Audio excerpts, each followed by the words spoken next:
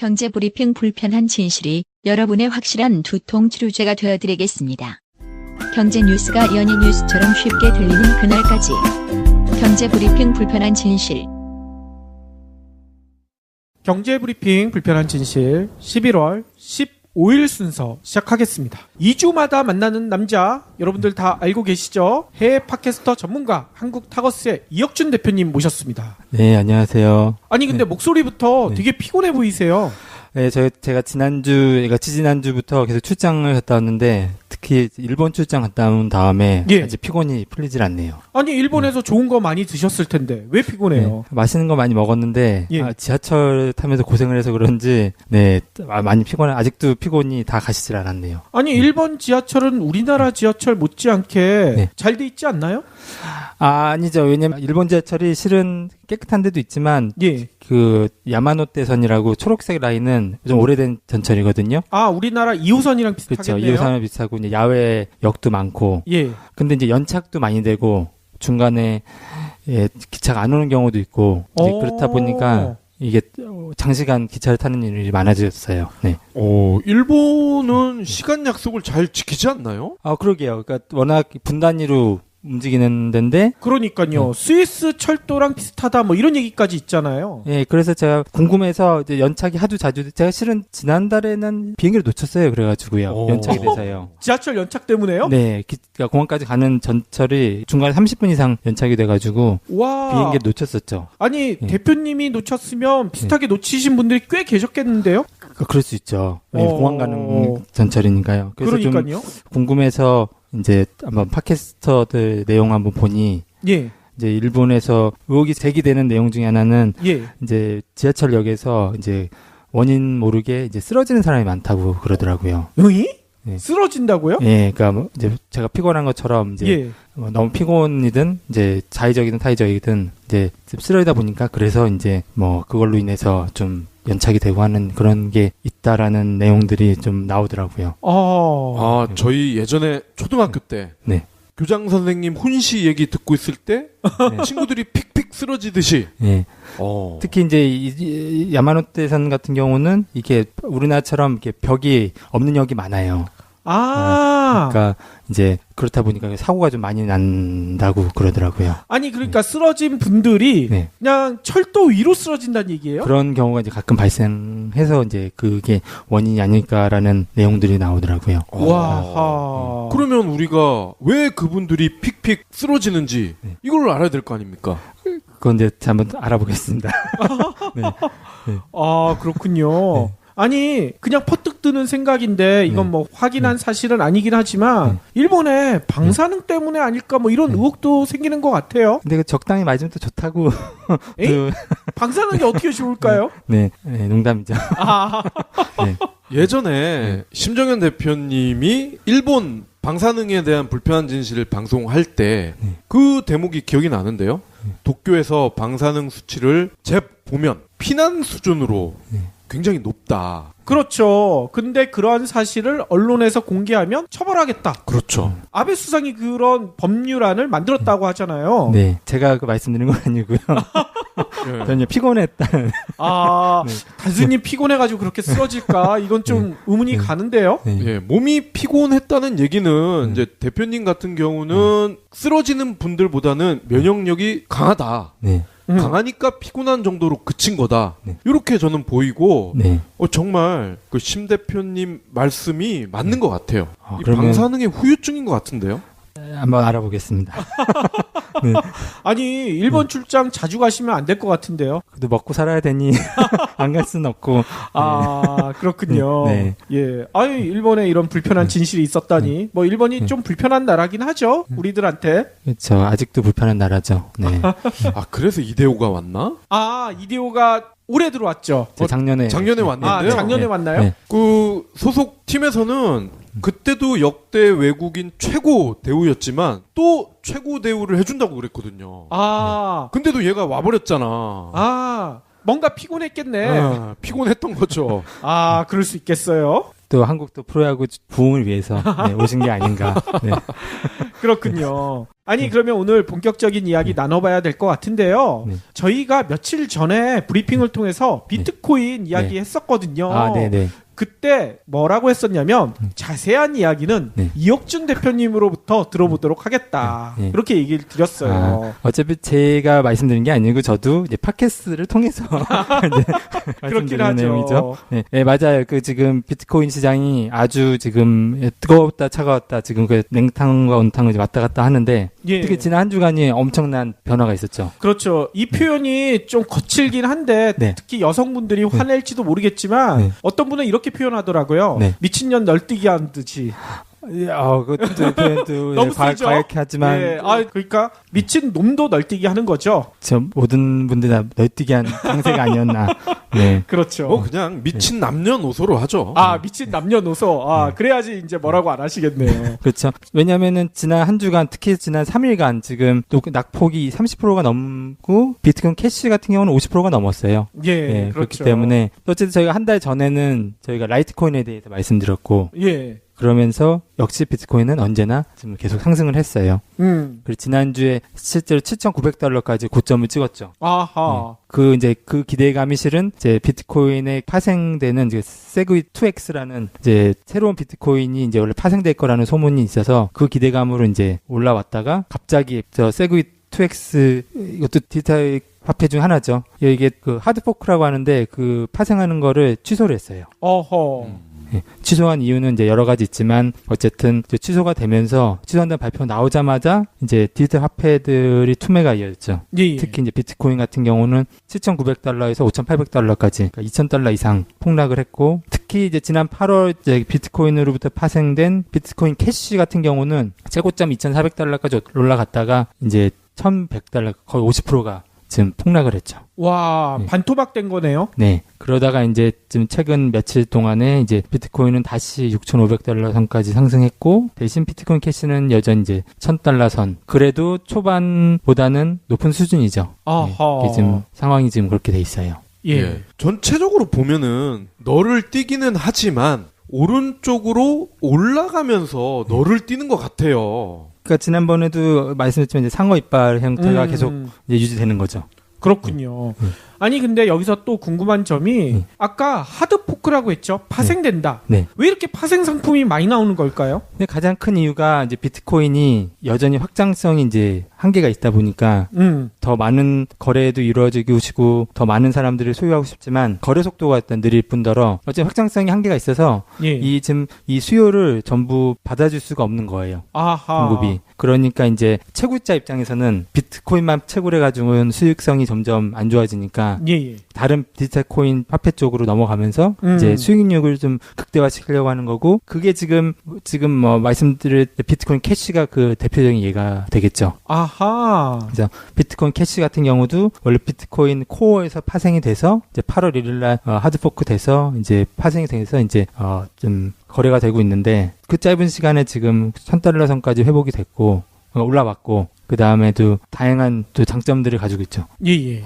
그래서 어쨌든 지금 디지털 화폐 시장은 그 비트코인이 가지고 있는 기술적인 한계로 인해서 지금 계속 새로운 화폐들이 출현하고 있어요. 예. 그러니까 말씀드린 비트코인 같은 경우는 어쨌든 이제 태생적인 한계로 인해서 이제 점차 채굴자나 아니면 투자자들이 이제 이걸 화폐처럼 사용하기보다는 오히려 이제 금처럼 이제 자산을 보관하는 수단으로 활용하는 게 더 맞지 않을까라는 생각을 하기 시작했어요. 아하. 그러다 보니까 그러면 비트코인은 뭐 디지털 금처럼 활용하게 된다면 실제로 거래할 수 있는 화폐가 또 필요할 거 아니겠어요? 그렇죠. 그렇다 보니까 이제 새로운 화폐들을 계속 이제 내놓으려고 하는 움직임들이 있는 거죠.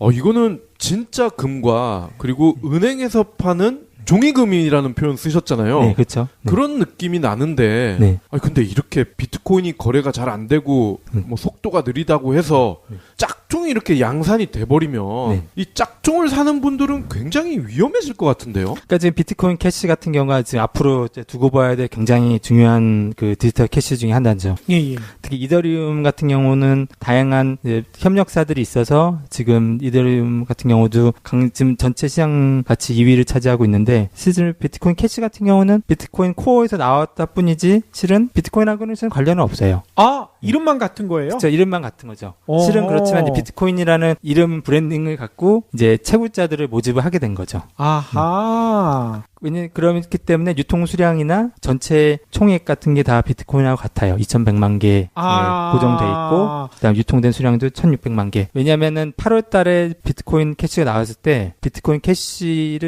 가지고 있는 사람들한테는 1대1로 비트코인 캐시를 줬어요. 예. 그래요? 예, 그렇기 때문에 이제 그거는 이제 제가 지금 봤을 때는 채굴자들 유인하기 위한 어떻게 보면은 투자인 거죠. 그렇군요. 아니, 짝퉁도 제대로 짝퉁이네요? 예, 그렇다 보니까 채굴자들 입장에서도 비트코인을 채굴해서 만든 수익보다 비트코인 캐시에서 채굴해서 남는 수익이 더 많다 보니까 많이 그쪽으로 몰려갔죠. 최근 3달 동안에요. 그렇군요. 그러면 이 비트코인 캐시를 맨 처음에 만든 사람들이 있을 거 아닙니까? 네. 그럼 이 사람들은 거의 조물주 수준의 권력과 경제력을 갖게 되는 거 아니에요? 맞죠. 예, 프로그래머들이기 때문에 그런 것도 있지만 실은 이거를 키워나가는 거는 또 다른 문제잖아요. 예. 근데 이제 비트코인 캐시의 경우 아주 흥미로운 내용이 있어요. 어떤 건가요? 아마 그 현재 저희가 비트코인 캐시에 거래되는 그 거래가 가장 활발한 나라가 실은 한국이에요. 아니? 우리나라라고요? 네. 전체 거래액의 절반 정도를 빗썸이라는 빗썸 거래소를 통해서 이루어지고 있어요. 그렇군요. 그래서 이제 저희가 주말에 빗썸 서버 다운 사태. 맞아요, 그게 맞아요. 다 한국이 비트코인 캐시 시장의 절반 이상 거래를 하기 때문에 발생한 문제인 거죠. 그렇군요. 그 얘기는 이제 채굴자들도 아마 한국이 많지 않을까 예상하는 거죠. 그러니까요. 그러니까 원조 비트코인에서 누리지 못했던 기득권을 네. 캐시에서 누리려고 하는 거군요. 네, 그러니까 비트코인 캐시가 아시아에서는 지금 굉장히 활동성이 크고 대신 미국은 아직 비트코인 캐시가 많이 알려지진 않았어요. 예. 아니, 그런데 이렇게 우리나라 사람들한테 인기 있는 이유가 뭔가가 있을 것 같아요. 왜냐면은 어쨌든 비트코인에 비해서 기술적으로 어쨌든 빠른 속도가 가지고 있어서 거래가 더 빨리 될 수 있다는 장점이 있죠. 한국인의 특성, 빨리빨리. 네. 이거에 딱 맞는다는 얘기군요. 그렇죠. 그럴 때 더 확장도 가능하고 심지어 향후 지금 비트코인 ATM 기기도 나올 거라고 얘기 있거든요. ATM이 나온다고요? ATM 기기에 가서 이제 비트코인 캐시를 이제 전송할 수 있는 거죠. 오호. 지금 미국 LA에서 뭐 설치된다는 얘기도 있고. 그래서 ATM을 이용하게 되면 이제 비트코인이 할 수 없는 일들을 이제 비트코인 캐시는 할 수 있게 되겠죠.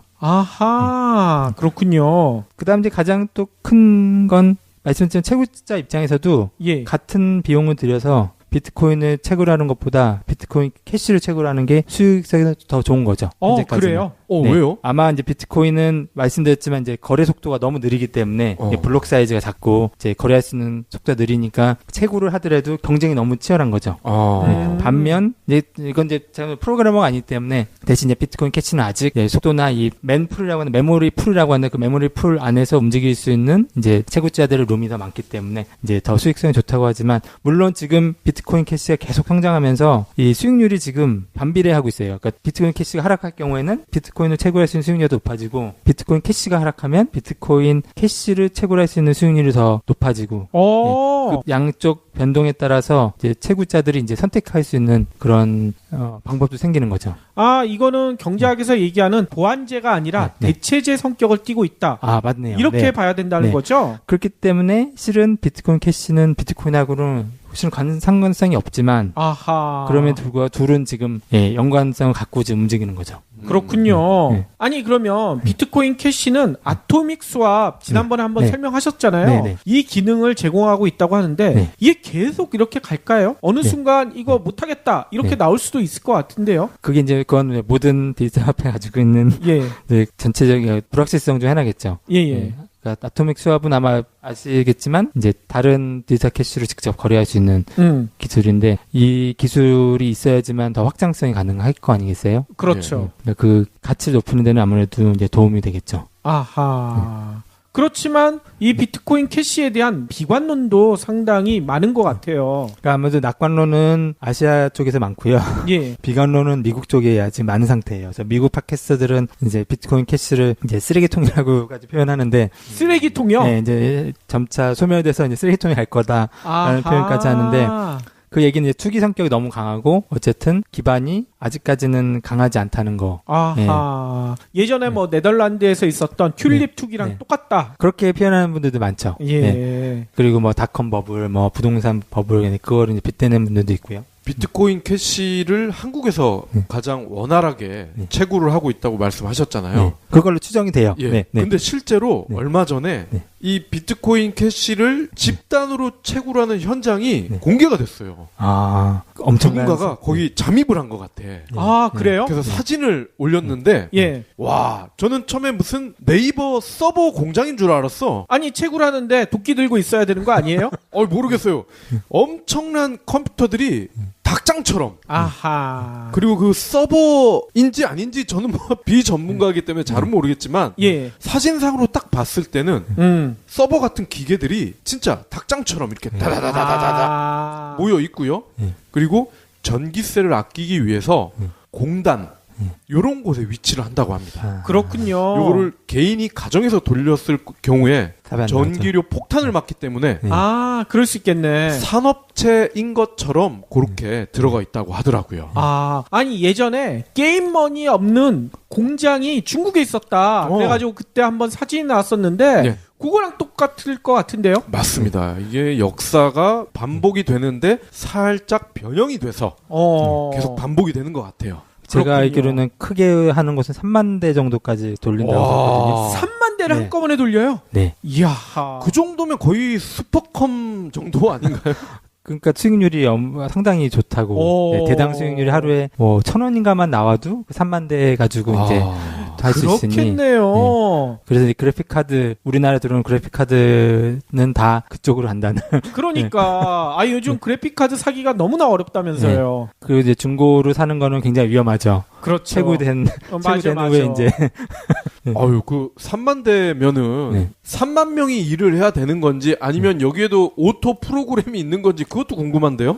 당연히 오토쿨 프로그램이 있어서 이제 돌린다고들 합니다. 네. 그렇죠. 관리하는 사람은 한두 명밖에 없을 거예요. 네. 굉장히 어려운 수학 문제라고 설명하셨잖아요. 네. 오토 프로그램으로도 이 어려운 문제를 풀 수가 있나 보죠? 한국인의 머리는 좋잖아요. 그렇죠. 아니 그 홍성대 선생님이 쓰신 수학의 정석으로 공부를 하니까 그렇죠. 정석적으로 이렇게 돈을 벌어야 되는데 그런데 정석을 쓰고 있어서 이게 좀 문제죠.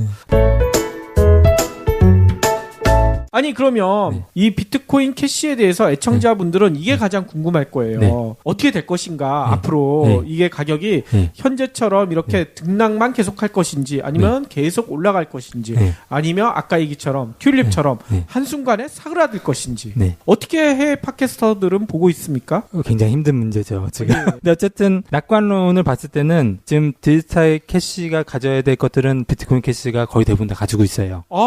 장점이 장점이 다 있기 때문에 실제로 향후에 성장하게 된다면 실은 성장 가능성이 제일 높은 디지털 화폐 중 하나예요. 이더리움 같은 경우는 최근에 해킹을 당해서 지금 그 문제 때문에 향후 확장성이 있느냐 없느냐에 대한 부분에 지금 문제가 봉착했지만 그렇죠. 지금 비트코인 캐시 같은 경우는 말씀드린 비트코인 코어를 가지고 왔기 때문에 이제 그 부분에 대해서는 아직 기술적인 문제는 없는 걸로 지금 나와 있거든요. 아하. 그렇게 된다면 이제 뭐 이게 약간 간접적인 내용이지만 지금 시카고 상업거래소에서 올 연말 전까지 비트코인을 이제 선물 시장을 이제 개설한다고 발표를 했어요.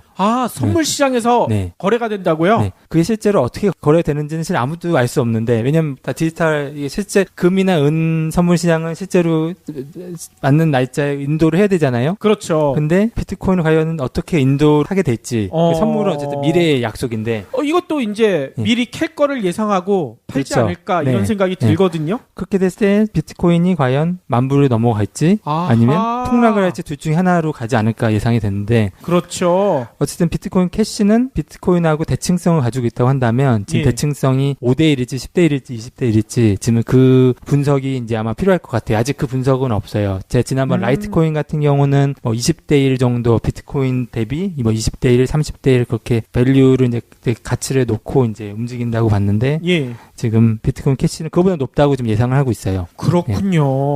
이 긍정론자들 입장에서는 시카고 상업거래소 선물 얘기는 굉장한 희망이에요. 아무래도 희망적 요소가 더 많죠. 예, 시카고 상업거래소는 상징적인 의미가 있잖아요. 네. 전 세계에서 생산되는 각종 먹거리, 네. 물건들 여기서 그렇죠. 다 거래되잖아요. 네. 그러니까 여기서 비트코인을 선물한다는 것 자체가 굉장히 의아하죠. 그러니까요. 이건 진짜 크리스마스 선물보다도 더 큰 선물이 될 것 같아요. 네. 그렇게 되면 저희가 그때도 말씀드렸지만 이제 웹봇 전문가이자 이제 팟캐스터 이제 클리프하이가 예측한 예. 이제 12월에 $10,000 돌파할지. $10,000면 지금 몇 배가 오르는 겁니까 이게? 지금 저희 고점 7,900불에서는 뭐 2,000불만 더 오르면 되죠. 얼마 안 남았군요. 네, 얼마 안 남았어요. 그리고 2018년에 뭐 $12,000 돌파했지. 그러니까 2월달까지. 네, 아마 저희가 3개월만 지나면은 예. 다 알게 될 겁니다. 지켜봐야 될 텐데 저희 방송 듣자마자 이것도 사시면 예. 안 되는 거죠. 여윳돈이 있으면 가능하지만 여윳돈 없이 막 빚내서 사시는 거 절대 안 금물이죠. 되죠. 그럼요. 이거는 지금 굉장히 과도기인데다가요. 그렇죠. 등락폭이 50%였단 말이에요. 예예. 예. 그래서 실은 아마 주말 동안에 비트코인 캐시로 손실 보신 분들 되게 많았을 거예요. 아하. 그러니까 이 부분은 정말 정말 보너스가 있으신 분들. 그렇죠. 보너스 받는 분들. 네. 아니 오프닝에서 얘기하셨던 그 일본에서 쓰러지는 사람들 네. 비트코인 캐시 샀다가 폭락해가지고 쓰러진 거 아니에요? 충격 먹어서? 그러니까 일본이 보니까 비트코인 캐시도 지금 거래를 시킨다고는 발표했어요. 예예. 예, 그런 거 보면 그런 분들 좀 있지 않았어요? 그럴 수 있겠군요. 이 비트코인 가격 마무리쯤에서 우리가 항상 얘기를 해왔잖아요. 네. 근데 제 기억에 네. 처음 얘기를 했을 때 그 당시 비트코인 가격이 3,000에서 4,000달러였거든요. 네, 맞아요. 네. 그때 제가 이런 얘기를 했던 게 기억이 납니다. 네. 다음 방송에서 이 주제를 다룰 때 아마 또 오를 것인데 네. 사야 되는 거 아니냐. 근데 그렇죠. 두 분이 그때도 신중해야 된다. 이거 여윳돈으로 해야 된다. 요 얘기를 계속 한 두세 번 하셨고 네. 급기야 지금은 7,800달러까지 왔어요. 네. 그렇죠. 아마 다음 방송 때는 제가 볼 때 8,000, 9,000달러 분명히 할 거예요. 가능성이 높은 쪽으로 더 가겠지만 역시 이거는 저희가 투자 자문하는 게 아니기 때문에 그러니까요. 네.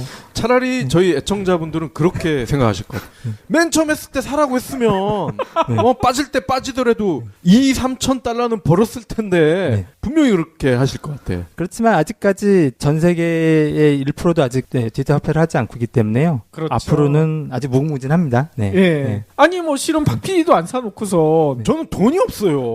돈이 없어서 이게 3,000달러라고 해도 3,000달러면 얼마입니까? 이게 300만 원 정도 하는 거 아니에요? 넘죠. 300만 네, 넘죠. 네. 그렇죠. 네. 300만 원이 조금 넘죠. 330만 원 정도 네. 하겠죠? 그 돈이 어디 있어요? 대신 비트코인을 다 사실 필요는 없어요. 그러니까 자기 여유 있는 만큼 사실 수는 있어요. 그러니까. 0.000 비트코인 그렇게 사실 수 있어요. 그럼 너무 헷갈리잖아요. 딱 하나를 사야지. 그래서 나중에 이제 자녀들한테 물려주는 거죠. 그렇죠. 아니 그리고 다음 이야기로 넘어가야 될 것 같은데요. 네. 비트코인 못지않게 요즘 미국 주식 시장에 대한 관심도 뜨거워요. 네, 그렇죠. 특히 이제 트럼프 대통령 임기가 이제 11월 10일로서 당선된 지 1년이 넘었거든요. 벌써 1년이나 됐어요. 네, 그러면서 이제 트위터를 한번 했죠. 트위팅을 했죠. 트럼프 대통령이. 자기가 이제 대통령 임기 첫 해에 주식 상승률이 가장 높았다. 21% 상승을 했거든요. 21%. 네. 오. 물론 나쁘지 않죠. 예. 근데 이제 실제로 알아보니 미국 역대 대통령들의 임기 첫 해 주식 상승률에는 5위에 해당됐어요. 5위요? 네. 아니 그 위에 4분이나 계시다는 얘기네요. 그때 아래에도 훨씬 많은 거죠. 아래는 더 많고. 네. 그렇다 보니까 이제 그렇게 이제 트위팅을 했고. 의외인데요? 네. 우리는 이 트럼프 하면 또라이. 네. 그냥 장사꾼. 네. 실없는 소리만 하는 아저씨 네. 이렇게 알고 있잖아요. 그렇지만은 또 재밌는 건 1년 동안에 상승한 것도 있지만 실은 트럼프 대통령이 후보자 시절일 때는 미국 주가는 거품이 가득 껴서 폭락할 거라는 말을 계속 했었거든요. 유세할 때마다. 아, 그렇죠. 네, 그렇죠. 이제 대통령이 된 다음에는 예. 이제 어쨌든 주가가 상승한 거는 자기 공이 크다는 걸 강조하고 있는 거죠. 예. 그러니까 아이러니한 거죠. 이거야말로 내로남불 아니겠어요? 네. 어쨌든 상승했으니 예. 예, 그거에 대한 공은 자기가 이제 자기에게 있다. 어허. 네. 말 얘기는 한 거죠. 5위라고 하셨으니까 네. 1위가 궁금한데요. 이 누굴 것 같으세요? 예. 1위 누굴까요? 케네디? 오바마? 아, 케네디. 오바마. 케네디 같은 경우는 2위였어요. 오. 예, 1960년에 당선돼서 그해 이제 28.4%가 상승을 했다고 해요. 아하. 2위군요. 네. 그러면 1위가 누군가요? 그럼 1위를 발표하기 전에 먼저 3위. 3위. 네. 3위는 방송을 이제 아시네. 그러니까. 3위는 이제 버락 오바마 대통령. 아, 제가 네. 오바마 찍었는데 네. 3위국밖에 네. 안 되는군요. 특히 재선 후에 이제 많이 올랐어요. 재선 예. 후에 23.9% 아하. 상승을 했고 4위는 의외로 조지 부시 시니어 대통령. 아버지 대통령이죠. 아버지 부시. 그래요? 예, 이분은 1988년 당선된 후에 21.7% 상승했죠. 아하. 예. 꼴찌를 먼저 말씀드릴까요? 꼴찌도 네. 있어요. 꼴찌도 있죠. 꼴찌는 누군가요? 꼴찌는 아들 부시죠. 아니, 아버지 부시는 4위인데 네. 아들은 꼴찌예요? 네. 그래서 2000년에 이제 당선된 다음에 그해 이제 주가가 20% 이상 하락을 했죠. 아하. 그때 이제 닷컴 버블이 이제 불면서 맞아요. 그럼 이제 대망의 1위는 이제 빌 클린턴 대통령이었어요. 클린턴요? 네. 이거 의외인데? 아마 그 당시 이제 90년대 이제 어쨌든 경제 황금기 중에 하나였죠. 그래서 예. 96년에 이제 재선이 된 다음에 첫 해 31.7% 상승했다고 합니다. 클린턴이나 케네디 대통령이 상위권에 있는 거는 충분히 공감이 돼요. 네. 근데 트럼프가 5위라니. 네. 이건 좀 수상한데. 그러니까 아마 대신 이제 지금 보면 미국에서 경제 현황을 봤을 때 예. 경제 지표가 다 좋질 않은데 유일하게 좋은 게 주식밖에 없어요. 그러니까 이제 아마 주식이 계속 상승하는 이유는 지금 어쨌든 국내뿐 아니라 지금 파보니 해외에서도 다 미국 주식을 사는 거예요. 그러니까 뭐 하나 예로 이제 스위스 국립은행 예. 같은 경우가 보유하고 있는 미국 주식의 금액이 거의 880억 달러 정도 한다고 하거든요. 그럼 100조가 넘어요. 100조요? 네, 100조의 미국 주식을 가지고 있는데 이거를 이제 가정으로 환산하면 4인 1가구 기준으로 4만 달러 이상씩 보유하고 있다는 얘기예요. 스위스 가족이요. 네. 4만 달러면 1인당 국민소득에 거의 육박하는 그쵸. 숫자일 것 같은데요? 네, 거의 5천만 원 가까운 주식을 보유하고 있는 거예요. 미국 주식을요. 와하. 근데 미국 전체 인구가 절반이 연소득이 3만 불이 안 되거든요. 예. 그래서 스위스 가구가 미국 주식을 훨씬 많이 가지고 있는 거죠. 그렇게 되겠네요. 하긴 스위스는 알아주는 부자 국가 아닙니까? 그렇죠. 부자 국채가죠. 또 이 국립은행이 가지고 있는 포트폴리오도 보면 예. 애플, 마이크로소프트, 페이스북, 아마존.com 그리고 구글 딱 알짜배기 주식들. 잘 나가는 IT 업체들 다 가지고 있네요. 이 5개를 이제 주로 이제 보유하고 있다고 해요. 타거스는 없나요? 타거스는 상장을 하지 않았기 때문에 그래요? 없습니다. 네. 네. 그렇군요. 아마 그러니까 스위스뿐만 아니라 미국들이 이제 지속적으로 투자할 곳을 지금 못 찾은 상태에서 예. 이제 미국 주식에 다 올인하고 있는 거죠. 아하. 그러니까 언제 이 거품이 터질지는 지금 예의주시하고 있고요. 아니, 그러면 트럼프는 스위스에 함부로 얘기를 못 하겠네요. 네. 스위스 국민들이 갑자기 미국 주식 팔아대기 시작하면 이거 폭락할 거 아닙니까? 영향이 있겠죠. 예. 네. 이번에 중국에서도 트럼프 보세요. 되게 착하게 굴잖아. 그렇지. 중국이 채권 엄청나게 가지고 있잖아요. 그러니까요. 일본한테서만 이제 기가 살아서 네. 그렇게 난리를 쳤죠. 그렇죠. 예. 그리고 이제 또 하나 뉴스는 이제 연준 이제 새로운 의장이 선출이 됐죠. 그랬죠. 네. 예전에 우리 대표님이 네. 옐런 네. 낙마할 것이다. 네. 라고 예견을 하셨잖아요. 제가 얘기하지 않아요. 팟캐스터들. 팟캐스터들이 예견했죠. 네. 그랬었죠. 네. 저 역시나 낙마를 했죠. 실은 예. 막판에 옐런 의장이 실은 금리 인상을 안 했어요. 네, 트럼프가 금리 인상하는 걸 싫어했기 때문에요. 그렇죠. 안 하면서 계속 이제 트럼프가 원하는 거를 계속 맞춰줬는데 예. 결국 낙마를 했고 음. 이제 새로 이제 실은 트럼프 대통령이 후보 시절에 어쨌든 토스트라고는 표현을 했어요. 굉장히 싫어했어요. 옐런한테. 네. 그러니까 실은 임기 연장은 실은 꿈은 실은 원래 꿀 수가 없었죠. 아하. 이게 미국식 표현으로 토스트는 멍청이 이런 뜻인가요? 식빵 그러니까 아마 그럴 거예요. 이거 감이 잘 안 와요. 그러니까요. 우리에서는 누군가 저한테 야 이 식빵 같은 놈아 그러면 이게 무슨 소리지? 그러니까 칭찬이야 욕이야 이럴 것 같은데. 아마 칭찬일 수도 있나 봅니다. 아 이게 칭찬이었나요? 네. 아니 그러면 새로 선출된 연준 의장 네. 누군가요? 이번에 새로 된 연준 의장이 이제 제롬 파월이라는 최초로 경제학 학위가 없는 연준 의장인 거죠. 아니 연준 의장인데 학위도 없어요? 네, 아마 학위는 없고 정치학 전공이고요. 어허. 대신 이제 좀 더 자유로운 사고를 할 수 있다는 장점이 그러니까 많은 분들 얘기가 이제 옐렌 의장이나 버나키 의장 같은 경우는 실은 박사들이란 말이에요. 그렇죠. 그럼에도 불구하고 이제 미국 그 경기에 맞춰서 이 대응 방식들이 너무 아무 생각이 없었다. 그러니까 이런 얘기들을 하다 보니 오히려 트럼프 대통령은 아예 생각이 없는 경험이 없는 그냥 말 잘 듣는 애. 네, 그러니까 실제로 맞아요. 파월 의장 같은 경우는 이 트럼프 대통령의 그 예스맨 중에 하나라고 하죠. 네, 정치학 나중에 정치적으로긴 생각도 많이 할 거고요. 예, 아니 그러니까 전형적인 신복을 씹어놓은 거군요. 그렇다고 봐야죠. 왜냐면 경쟁했던 후보 중에 하나가 존 테일러라는 후보가 있었는데 실은 이분은 현재 처해 있는 경제 위기를 제일 극복을 잘할 수 있는 적임자라고도 평가를 받았어요. 특히 이제 트럼프의 입김하고 관계없이 실제로 미국 경기를 좀 다시 잘 돌릴 수 있는 아주 적절한 후보라고 했지만 이제 파월 의장으로 결정한 거죠. 트럼프 대통령은. 그렇군요. 테일러는 개김성이 강하다. 아예 독자적인 정말 연준의 그 본분을 할 수 있는 원래 연준은 독립적이잖아요. 그렇죠. 그 독립적인 의사결정을 할 수 있는 사람이지만 이제 그렇지 않은 사람을 뽑은 거죠. 아하. 아니 말 나온 김에 우리 연준하면 케네디 대통령 떠오르잖아요. 아, 왜 떠오르시죠?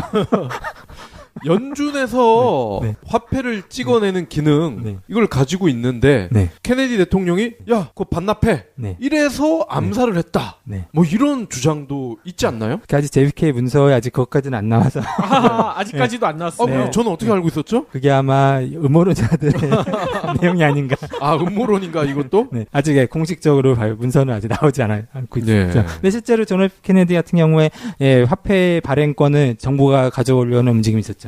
그랬었죠. 아니 아무튼 그러면 파웰 의장이 됐으니까 미국의 금리 인상 앞으로 어떻게 될 것인가 뭐 이런 얘기도 나왔을 것 같아요. 그러니까 어쨌든 파월 의장보다는 이제 트럼프 대통령의 의중이 제일 중요한데 그렇죠. 트럼프 대통령은 후보 시절 때부터 지금까지 꾸준하게 금리 인상은 안 된다를 강하게 그러면서 이제 달러 약세 원하고 그 다음에 이제 인상하더라도 아마 그냥 신용 정도만 하든지 실제 안 할 가능성도 있어요. 지금 12월에요. 그렇군요. 아니 이렇게 되면 미국 경제가 언젠가는 또 다시 닷컴 버블 같은 그 거품이 터지는 그런 위기를 맞을 수도 있을 것 같은데요. 이제 하나 재밌는 건 이제 심슨 만화를 보면 이제 트럼프 대통령이 이제 미국 경제를 다 망친 다음에 이제 일이 나오는 에피소드가 있는데 어떻게 나와요? 트럼프 대통령이 어쨌든 쌍둥이 적자잖아요. 재정 적자, 무역 적자. 인해서 이제 미국 경제가 다 파탄이 나서 이제 재선에 도전하는 그런 이제 모양새가 과연 될지. 아하. 실제로 아마 QE4도 생각을 할 수 있다고 지금 하고 있어요. 그래요? 이제 이 부분은 이번에 역시 같이 지금 그 트럼프 대통령이 공약했던 그 대규모 감세 정책하고 연동이 될 거예요. 아, 세금 깎아주는 거? 네. 그래서 컷. 세 번 강조해서 향후 10년간 이제 1조 5천억 달러 감세를 이제 세금 감면은 이제 이루어질 거라고 지금 법안이 제출됐는데, 근데 재밌는 건 지금 최대 수요자가 과연 누가 될지가 제일 궁금했는데 아마 세무사들이 될 거다. 세무사요? 네. 아하. 그러면 이번 그 세금 감면이 이렇게 너무 복잡해서요. 일반인들이 그 자기에게 맞게 세금 감면을 받기 위해서면 특히 기업 같은 경우는 아마 추가로 고용해야 될 세무사들이 더 많아서 오히려 세무사들에게 나가야 될 돈이 더 세금을 그 감면 받는 것보다 높을 거라는 얘기도 해요. 그래요? 아니 얼마나 복잡하길래 그래요? 일단 법안 개요만 해도 450페이지에 달하고요. 450페이지요? 개요만요. 개요가 아니잖아요. 이거는 읽지 말라는 얘기네 한마디로. 그걸 노린 게 아닌가. 특히 이제 소규모 개인 회사들한테 더 이제 그 세금 감면보다는 실제로 세금 비용이 더 높아질 거라는 얘기들이 있어요. 그렇군요. 특히 이제 소득세 같은 경우 예를 말씀드리면 이제 뭐 1년에 50만 달러가 5억 정도의 수입을 가지는 사람들은 이제 40%의 소득세율을 낸다고 하면 예. 이제는 결혼하면은 35%로 절감이 돼요. 그래요? 예. 하지만 또 싱글인 사람이 20만 달러가 약 2억 정도의 그 소득이 있을 경우에는 소득세율 35%지만 예. 결혼한 커플이 연소득이 26만 불이 넘어가면 35% 더 오히려 인상이 돼요. 33%에서요. 그러니까 이게 결혼한 사람들은 더 페널티를 내게 돼요. 아니, 이 결혼을 장려해도 시원치 않을 판에 결혼을 막는 거네요, 이거? 그 불평들이 많아요. 그래서요. 이제 실제로 이게 정말 어떤 그 배경을 갖고 이 법안이 나왔는지에 대해서 좀 의아해하는 거죠. 그러네요. 또 예전에는 또 세율이 또 주소득세를 또 냈지만 이제 예전에 주소득세 낸 거에 대해서는 세금 감면 받았지만 이제는 주소득세를 내도 감면이 안 된다고 해요. 예. 그러면 오히려 세금을 더 내게 되는 경우도 많겠군요. 점점 그렇게 보이죠? 이건 감세 정책이 아닌데요, 한마디로. 그래도 이제 이름은 감세 정책과 일자리 창출 정책입니다. 이름만. 네. 그 다음에 그 외에도 이제 부동산 가격, 모기지 대출 이자에 대해서도 이제 예전에 100만 달러까지 한 10억까지는 이자에 대해서 감면을 줬지만 이제는 70%까지밖에 감면이 안 되고, 뭐 학자금 대출 이자도 감면이 안 되고, 뭐 이사 비용, 의료비도 다 감면에서 제외가 돼요. 그렇군요. 또 이제 재밌는 건 위자료, 이제 이혼한 가족들이 이제 위자료를 낼 경우에 이제 예전에는 위자료를 낸 사람은 그 금액만큼 감면을 받았는데 이제는 그 감면도 허용이 안 됩니다. 그러니까 그 위자료를 낸 사람도 돈을 내야 소득세를 내야 되고 위자료를 받은 사람도 소득세를 내야 돼요. 이건 이중과세 아니에요? 이중과세지만 아마 이제 이혼을 좀 줄이고자 하는 장려책이 아닌가. 좋게 보면은 이혼 좀 그만해라 뭐 이런 거죠. 그렇군요. 그 외에도 이제 핵심은 실은 법인세율을 35%에서 이제 20%를 내린다고 했죠. 그 가장 큰 실은 이번 기업 법안의 큰 특징이에요. 하지만 또 하나 또 새로운 이제 세금이 발생했죠. 특히 이제 해외에서 발생하는 수익에 대해서 이제는 12% 법인세를 내도록 그 안이 추가가 됐어요. 애플이나 구글이나 이제 해외에서 거래하는 비중이 높은 회사들도 중국에서 만약에 수익이 나더라도 그 나는 수익에 대해서 12%는 법인세를 미국에 부과를 해야 돼요. 아니 그러면 페이퍼 컴퍼니 이런 거 만들어봤자 소용이 없어지는 거네요? 아무튼 좀 더 무력화되겠죠. 이게 굉장히 큰 법이고 그 외에도 이제 해외에 있는 자사에 돈을 송금할 때도 20% 세금을 부과하는 한. 해외에 대한 사업 확대를 좀 더 위축이 되고 아마 그 투자를 미국에다 하는 거를 좀 종용시키는 것 같아요. 그렇군요. 아니 이렇게 되면 기업들은 이 감세라고 했지만 오히려 반발을 더 할 것 같은데요. 그러니까 지금 과연 이 법안이 통과가 될지가 이제 역시 오바마 케어를 개편한 트럼프 케어도 실은 실패를 했듯이 지금 이 트럼프 이 세금 감면 정책도 과연 통과할 수 있을지. 근데 어쨌거나 결론적으로 이 세금 감면안으로 인해 혜택을 보는 사람은 트럼프 자신일 가능성이 커요. 회사를 운영하고 있기 때문에요. 그렇군요. 아니 모든 기업, 모든 국민들이 다 죽더라도 트럼프 혼자만 살겠군요. 어쨌든 수익은 높아지겠죠. 특히 대기업들에는 더 그 친화적인 정책이라고 해요. 왜냐면 이게 퍼센테이지이기 때문에 1년에 1,000만 원 버는 사람이 10% 감면 받는 것보다 100만 불 버는 사람이 1% 감면 받는 게 액수는 훨씬 더 크기 때문에요. 그렇죠. 실제로 이 법안은 좀 이 팟캐스트들이 나름 이제 좀 몇 가지 정책에 대해서 한번 분석을 해보니 결국은 이 상위층과 물론 최하위층도 영향을 줘요. 감면을 해주지만 중산층은 오히려 지금 세금이 올라갈 가능성이 높다고 해요. 그러니까 더 힘들어지겠죠. 그렇군요. 트럼프가 한국의 최근 두 대통령을 아주 열심히 모범적으로 따라하는 것 같아요. 약간 늦었죠. 좀 늦었나요? 아니 그러니까 또라이 질량의 법칙이라는 게 있잖아요. 진짜 우리나라에서 또라이가 물러가니까 미국의 또라이가 더 설치는 것 같아요. 그리고 지금 연준에서 이제 수장이 말 잘 듣는 사람으로 바뀌었기 때문에 금리 인상 가능성 굉장히 낮아졌다고 하셨잖아요. 그렇죠. 그렇게 되면 우리 경제도 금리가 동결될 가능성이 굉장히 크겠네요. 전부 다 영향을 받겠죠. 그리고 아마 화폐를 더 찍게 될 거고요. 그러면 결국 디지털 화폐도 더 상승할 수밖에 없겠죠. 그렇군요. 아니 근데 아까도 거품 이야기를 잠깐 드렸었는데 이 거품뿐만 아니라 미국에 지금 재정 적자 심각하다고 했는데 적자가 더 심각해질 것 같다는 우려도 들 것 같아요. 아마 지금 최근에 21조 달러 아마 돌파했다고 하죠. 재정 적자가요. 그래요? 그 지금 이걸 어떻게 해결할 수 있을지 지금 아무도 네, 답이 없는 상태죠. 예. 네. 그러니까 아마 새로 좀 연준 의장이 왔다 해도 예. 지금 현재 이 미국 부채를 과연 해결할 수 있을지는 현재로서는 굉장히 비관적이죠. 아니 트럼프가 중국에 손 벌리고 스위스에 손 벌리고 이래야 될 것 같아요. 그래서 열심히 지금 동남아도 다니고 하는 거 아닐까 싶습니다. 아하, 그렇군요. 미국은 이제 빚의 화수분이 된 것 같아요. 천조국, 네. 비천조국. 아, 비천조국. 야, 그렇군요. 천조도 넘죠, 실은 2천조가 넘을 거예요. 네, 21조 달러니까요. 그렇군요. 오늘도 이혁준 대표님으로부터 해외 팟캐스터들이 전해준 미국 금융시장 얘기 들어봤는데요. 진짜 놀라운 이야기가 너무나 많군요. 아마 연말이 되면 더 놀라운 뉴스들이 많아지지 않을까 걱정과 기대가 같이 됩니다. 아, 그렇군요. 그러고 보니까 우리 AS를 하나 해야 돼요. 뭐요? 이 대표님이 2주 전에 네. 출장 가실 때 네. 11월 첫째 주 네. 그때 큰 사건이 분명히 일어날 것이다. 네, 그렇죠. 진짜 일어났잖아요. 하루 지나서 일어났죠? 11월 5일. 그랬었죠. 네. 맞아요. 그때도 엄청난 총격살인 사건이 일어났었죠. 텍사스 슈팅. 네. 맞아요. 26명이 죽고 20명이 이제 중상을 입었죠. 이야, 그러니까요. 소름 돋았어요. 이거 정확히 맞히셨어요. 제가 맞춘 게 아니지 팟캐스터들이 네, 예측을 한 예. 경고한 내용이었죠. 어허. 아니 오늘도 뭐 하나 돗자리 깔아 주시죠. 지금 훈련 하나 더 한다고 했는데 제가 실은 날짜를 아까 못 봤어요. 이번에는 그 전자기파 훈련이 아니고 그 화학전 훈련이라고 하거든요. 예예. 근데 그 날짜를 제가 못 봐가지고 예. 다음 방송 때 말씀드리겠습니다. 예. 아무튼 미국 여행 준비하시는 분들 참조하셔야 될 것 같아요. 괜찮을 겁니다. 네. 네. 예.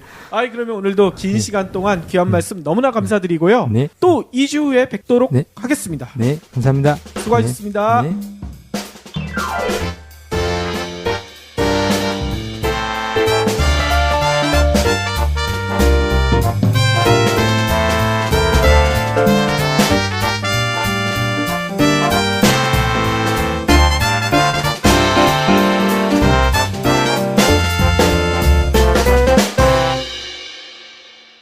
경제브리핑 불편한 진실 완주해 주셔서 감사합니다. 하트 투척, 댓글 남기기, 계좌 후원 등 다양한 방법으로 힘을 보태주세요. 계좌 정보는 경제브리핑 팟빵 공지 코너에 있습니다. 여러분의 응원, 콘텐츠로 보답하겠습니다.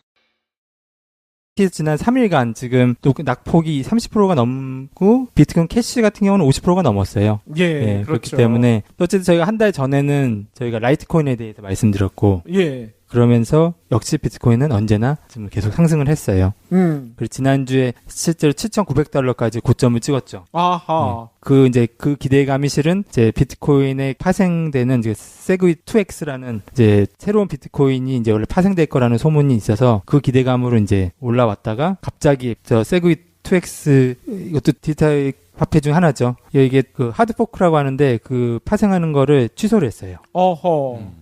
취소한 이유는 이제 여러 가지 있지만 어쨌든 이제 취소가 되면서 취소한다는 발표 나오자마자 이제 디지털 화폐들이 투매가 이어졌죠. 예. 특히 이제 비트코인 같은 경우는 7,900달러에서 5,800달러까지 그러니까 2,000달러 이상 폭락을 했고 특히 이제 지난 8월 이제 비트코인으로부터 파생된 비트코인 캐시 같은 경우는 최고점 2,400달러까지 올라갔다가 이제 1,100달러 거의 50%가 지금 폭락을 했죠. 와, 반토막 된 거네요. 네. 그러다가 이제 지금 최근 며칠 동안에 이제 비트코인은 다시 6,500달러 선까지 상승했고 대신 비트코인 캐시는 여전히 이제 1,000달러 선. 그래도 초반보다는 높은 수준이죠. 아하. 네. 지금 상황이 지금 그렇게 돼 있어요. 예. 전체적으로 보면은 너를 뛰기는 하지만 오른쪽으로 올라가면서 너를 뛰는 것 같아요. 그러니까 지난번에도 말씀드렸지만 이제 상어 이빨 형태가 계속 이제 유지되는 거죠. 그렇군요. 아니 근데 여기서 또 궁금한 점이 아까 하드포크라고 했죠. 파생된다. 네. 왜 이렇게 파생 상품이 많이 나오는 걸까요? 근데 가장 큰 이유가 이제 비트코인이 여전히 확장성이 이제 한계가 있다 보니까 더 많은 거래도 이루어지고 싶고 더 많은 사람들이 소유하고 싶지만 거래 속도가 일단 느릴 뿐더러 어쨌든 확장성이 한계가 있어서 예. 이 수요를 전부 받아줄 수가 없는 거예요. 아하. 공급이. 그러니까 이제 채굴자 입장에서는 비트코인만 채굴해가지고는 수익성이 점점 안 좋아지니까 보니까 예, 예. 다른 디지털 코인 화폐 쪽으로 넘어가면서 이제 수익률을 좀 극대화시키려고 하는 거고, 그게 지금 뭐 말씀드릴 비트코인 캐시가 그 대표적인 예가 되겠죠. 아하. 그래서 비트코인 캐시 같은 경우도 원래 비트코인 코어에서 파생이 돼서 이제 8월 1일 날 하드포크 돼서 이제 파생이 돼서 이제 좀 거래가 되고 있는데, 그 짧은 시간에 지금 $1,000 선까지 회복이 됐고 올라왔고, 그 다음에도 다양한 또 장점들을 가지고 있죠. 예, 예.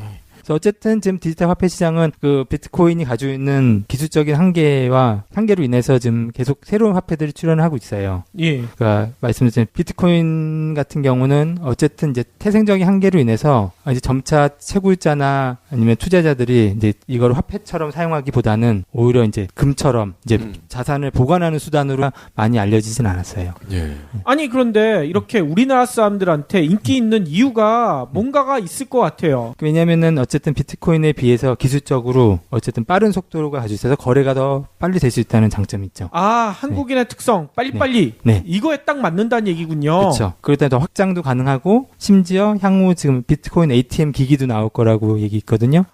네. ATM이 나온다고요? ATM 기기에 가서 이제 비트코인 캐시를 이제 전송할 수 있는 거죠. 오호. 지금 미국 LA에서 뭐 설치된다는 얘기도 있고, 예. 그래서 ATM을 이용하게 되면 이제 비트코인이 할 수 없는 일들을 이제 비트코인 캐시는 할 수 있게 되겠죠. 아하, 그렇군요. 그다음 이제 가장 또 큰 건 말씀드린 채굴자 입장에서도 예. 같은 비용을 들여서 비트코인을 채굴하는 것보다 비트코인 캐시를 채굴하는 게 수익성이 더 좋은 거죠. 현재까지는. 그래요? 네. 왜요? 아마 이제 비트코인은 말씀드렸지만 이제 거래 속도가 너무 느리기 때문에 이제 블록 사이즈가 작고 이제 거래할 수 있는 속도가 느리니까 채굴을 하더라도 경쟁이 너무 치열한 거죠.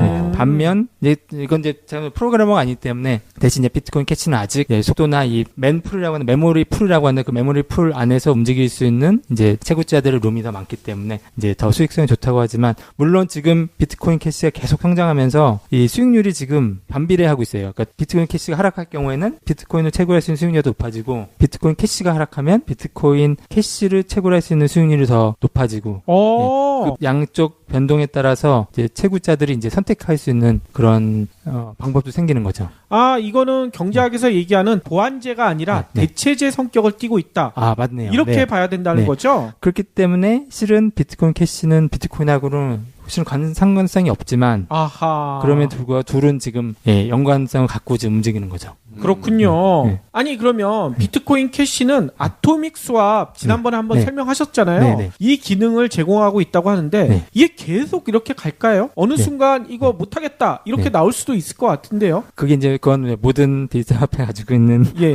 전체적인 불확실성 중 하나겠죠. 그러니까 아토믹 스왑은 아마 아시겠지만 이제 다른 디지털 캐시를 직접 거래할 수 있는 기술인데, 이 기술이 있어야지만 더 확장성이 가능할 거 아니겠어요? 그렇죠. 그러니까 그 가치를 높이는 데는 아무래도 이제 도움이 되겠죠. 아하. 그렇지만 이 비트코인 캐시에 대한 비관론도 상당히 많은 것 같아요. 그러니까 아무래도 낙관론은 아시아 쪽에서 많고요. 비관론은 미국 쪽에 아직 많은 상태예요. 그래서 미국 팟캐스터들은 이제 비트코인 캐시를 이제 쓰레기통이라고까지 표현하는데, 쓰레기통이요? 네, 이제 점차 소멸돼서 이제 쓰레기통이 갈 거다라는 표현까지 하는데, 그 얘기는 이제 투기 성격이 너무 강하고 어쨌든 기반이 아직까지는 강하지 않다는 거. 아하. 예전에 뭐 네덜란드에서 있었던 활용하는 게 더 맞지 않을까라는 생각을 하기 시작했어요. 아하. 그러다 보니까 그러면 비트코인은 뭐 디지털 금처럼 활용하게 된다면 실제로 거래할 수 있는 화폐가 또 필요할 거 아니겠어요? 그렇죠. 그렇다 보니까 이제 새로운 화폐들을 계속 이제 내놓으려고 하는 움직임들이 있는 거죠. 이거는 진짜 금과 그리고 은행에서 파는 종이금이라는 표현 쓰셨잖아요. 네, 그렇죠. 그런 느낌이 나는데, 근데 이렇게 비트코인이 거래가 잘 안 되고 뭐 속도가 느리다고 해서 짝퉁이 이렇게 양산이 돼버리면 이 짝퉁을 사는 분들은 굉장히 위험해질 것 같은데요. 그러니까 지금 비트코인 캐시 같은 경우가 지금 앞으로 이제 두고 봐야 될 굉장히 중요한 그 디지털 캐시 중에 하나죠. 특히 이더리움 같은 경우는 다양한 협력사들이 있어서 지금 이더리움 같은 경우도 지금 전체 시장 가치 2위를 차지하고 있는데, 실제로 비트코인 캐시 같은 경우는 비트코인 코어에서 나왔다 뿐이지 실은 비트코인하고는 관련은 없어요. 아, 이름만 같은 거예요? 그렇죠. 이름만 같은 거죠. 실은 그렇지만 이제 비트코인이라는 이름 브랜딩을 갖고 이제 채굴자들을 모집을 하게 된 거죠. 아하. 그렇기 때문에 유통 수량이나 전체 총액 같은 게 다 비트코인하고 같아요. 2,100만 개 고정돼 있고, 그다음 유통된 수량도 1,600만 개. 왜냐면은 8월 달에 비트코인 캐시가 나왔을 때 비트코인 가지고 있는 사람들한테는 1대1로 비트코인 캐시를 줬어요. 그래요? 예, 그렇기 때문에 이제 그거는 이제 제가 지금 봤을 때는 채굴자들 유인하기 위한 어떻게 보면은 투자인 거죠. 그렇군요. 아니, 짝퉁도 제대로 짝퉁이네요. 예, 그렇다 보니까 채굴자들 입장에서도 비트코인을 채굴해서 만든 수익보다 비트코인 캐시에서 채굴해서 남는 수익이 더 많다 보니까 많이 그쪽으로 몰려갔죠. 최근 3달 동안에요. 그렇군요.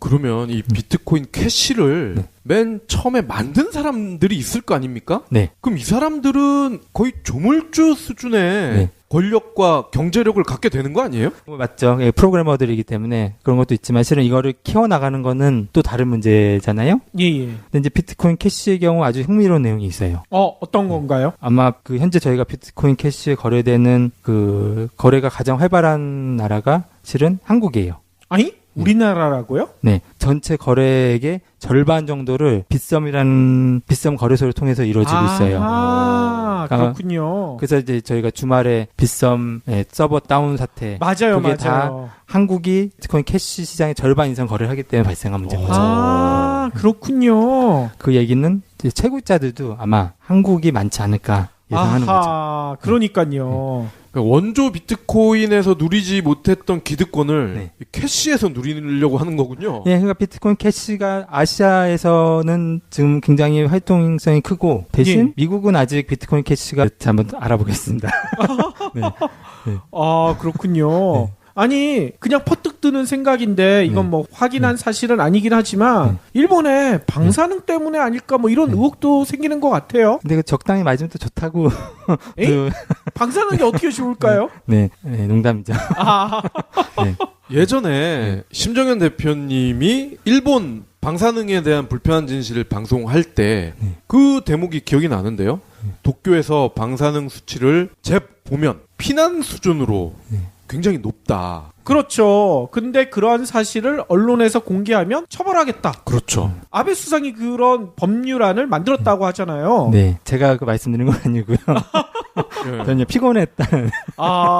단순히 피곤해가지고 그렇게 쓰러질까? 이건 좀 의문이 가는데요. 예, 몸이 피곤했다는 얘기는 이제 대표님 같은 경우는 쓰러지는 분들보다는 면역력이 강하다. 강하니까 피곤한 정도로 그친 거다. 이렇게 저는 보이고 정말 그 심 대표님 말씀이 맞는 것 같아요. 이 방사능의 후유증인 것 같은데요. 한번 알아보겠습니다. 아니, 일본 출장 자주 가시면 안 될 것 같은데요. 그래도 먹고 살아야 되니 안 갈 수는 없고. 그렇군요. 예. 아유, 일본에 이런 불편한 진실이 있었다니. 뭐 일본이 좀 불편한 나라긴 하죠. 우리들한테. 그렇죠. 아직도 불편한 나라죠. 네. 그래서 이데오가 왔나?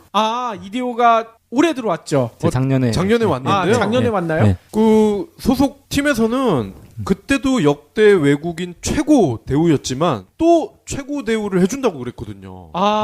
근데도 얘가 와버렸잖아. 뭔가 피곤했겠네. 피곤했던 거죠. 그럴 수 있겠어요. 또 한국도 프로야구 부흥을 위해서 오신 게 아닌가. 네.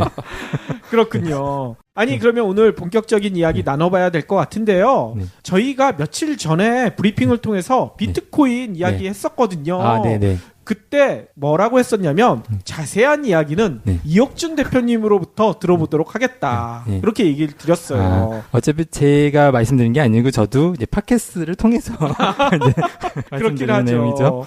네, 맞아요. 그 지금 비트코인 시장이 아주 지금 뜨거웠다 차가웠다 지금 그 냉탕과 온탕을 이제 왔다 갔다 하는데 특히 지난 한 주간이 엄청난 변화가 있었죠. 그렇죠. 이 표현이 좀 거칠긴 한데 특히 여성분들이 화낼지도 모르겠지만 어떤 분은 이렇게 표현하더라고요. 미친년 널뛰기 한 듯이. 그 표현도 너무 세죠? 과격히 하지만.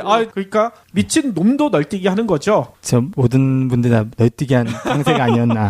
네. 그렇죠. 그냥 미친 남녀노소로 하죠. 미친 남녀노소. 그래야지 이제 뭐라고 안 하시겠네요. 그렇죠. 왜냐면은 지난 한 주간 특히 경제 브리핑 불편한 진실이 여러분의 확실한 두통 치료제가 되어드리겠습니다. 경제 뉴스가 연예 뉴스처럼 쉽게 들리는 그날까지. 경제 브리핑 불편한 진실. 경제브리핑 불편한 진실 11월 15일 순서 시작하겠습니다. 2주마다 만나는 남자 여러분들 다 알고 계시죠? 해외 팟캐스터 전문가 한국타거스의 이혁준 대표님 모셨습니다. 네, 안녕하세요. 아니 근데 목소리부터 네. 되게 피곤해 보이세요. 네, 제가 지난주부터 계속 출장을 갔다 왔는데 특히 일본 출장 갔다 온 다음에 예. 아직 피곤이 풀리질 않네요. 아니 일본에서 좋은 거 많이 드셨을 텐데 왜 피곤해요? 네, 맛있는 거 많이 먹었는데 예. 지하철 타면서 고생을 해서 그런지 많이 아직도 피곤이 다 가시질 않았네요. 아니 일본 지하철은 우리나라 지하철 못지않게 네. 잘 돼 있지 않나요? 아니죠. 왜냐면 일본 지하철이 실은 깨끗한 데도 있지만 예. 그 야마노테선이라고 초록색 라인은 좀 오래된 전철이거든요. 아 우리나라 2호선이랑 그렇죠. 비슷하겠네요. 2호선은 비슷하고 이제 야외 역도 많고. 예. 근데 근데 이제 연착도 많이 되고 중간에 기차가 안 오는 경우도 있고 이제 그렇다 보니까 이게 장시간 기차를 타는 일이 많아졌어요. 네. 일본은 시간 약속을 잘 지키지 않나요? 그러게요. 그러니까 워낙 분 단위로 움직이는 데인데 그러니까요. 스위스 철도랑 비슷하다 뭐 이런 얘기까지 있잖아요. 예, 그래서 제가 궁금해서 이제 연착이 하도 자주 제가 실은 지난달에는 비행기를 놓쳤어요. 그래가지고요. 연착이 돼서요. 지하철 연착 때문에요? 네, 그러니까 공항까지 가는 전철이 중간에 30분 이상 연착이 돼가지고 와. 비행기를 놓쳤었죠. 아니 네. 대표님이 놓쳤으면 비슷하게 놓치신 분들이 꽤 계셨겠는데요? 그럴 수 있죠. 네, 공항 가는 전철이니까요. 그래서 그러니까요. 좀 궁금해서 이제 한번 팟캐스터들 내용 한번 보니 예. 이제 일본에서 의혹이 제기되는 내용 중에 하나는 예. 이제 지하철역에서 이제 원인 모르게 이제 쓰러지는 사람이 많다고 그러더라고요. 응이? 네. 쓰러진다고요? 예, 그러니까 뭐 이제 제가 피곤한 것처럼 이제 예. 뭐 너무 피곤이든 이제 자의적이든 타의적이든 이제 쓰러지다 보니까 그래서 이제 뭐 그걸로 인해서 좀 연착이 되고 하는 그런 게 있다라는 내용들이 좀 나오더라고요. 저희 예전에 초등학교 때 네. 교장 선생님 훈시 얘기 듣고 있을 때 네. 친구들이 픽픽 쓰러지듯이 예. 특히 이제 이 야마노테선 같은 경우는 이게 우리나라처럼 이렇게 벽이 없는 역이 많아요. 그러니까 이제 그렇다 보니까 사고가 좀 많이 난다고 그러더라고요. 아니 그러니까 쓰러진 분들이 네. 그냥 철도 위로 쓰러진다는 얘기예요? 그런 경우가 이제 가끔 발생해서 이제 그게 원인이 아닐까라는 내용들이 나오더라고요. 와. 그러면 우리가 왜 그분들이 픽픽 쓰러지는지 이걸 알아야 될 거 아닙니까? 그런데